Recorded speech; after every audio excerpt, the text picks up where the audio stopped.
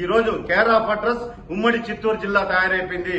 నేను ఒకటే చెప్తున్నాను, పేద ప్రజల కోసం జగనన్న కాలనీల ముసుగుతో జరిగినటువంటి ఈ దోపిడీ మీద సిట్టింగ్ జడ్జితో విచారణకు ఆదేశించాలి. ఈ రోజు ఒక పక్క పేద ప్రజల భూముల్ని కొల్లగొట్టారు, అదేవిధంగా జగనన్న కాలనీల పేరుతో ఈరోజు కాంట్రాక్టర్ల అవతారం ఎత్తి ప్రభుత్వ ధనాన్ని, ప్రజాధనాన్ని దారి దోపిడీ దొంగల్లాగా దోచేశారండి. 200 కోట్ల రూపాయలు బిల్లులు ఇవ్వాల్సింటే 350 కోట్ల రూపాయలు బిల్లులు డ్రా చేసేశారు. పోనీ పనులన్నా పూర్తి చేశారా అంటే కేవలం పునాదుల వరకు లోడేసి ఆడ పిల్లర్లు అట్లే వదిలేశారండి. ఈరోజు అసంపూర్తిగా ఉన్నాయి జగనన్న కాలనీలన్నీ. అది కూడా చెరువులు, కుంట పురంబోకులు, డీకేటీ పట్టాలు ఇవన్నీ కూడా ఎమ్మెల్యేలే కొనుగోలు చేసినట్టు పత్రాలు సృష్టించి అప్పుడున్నటువంటి కలెక్టర్, జాయింట్ కలెక్టర్లతో లోపాయికారి ఒప్పందం కుదుర్చుకొని ఇష్టానుసారంగా ప్రభుత్వ భూముల్ని కొల్లగొట్టేశారు, ప్రజాధనాన్ని దోపిడీ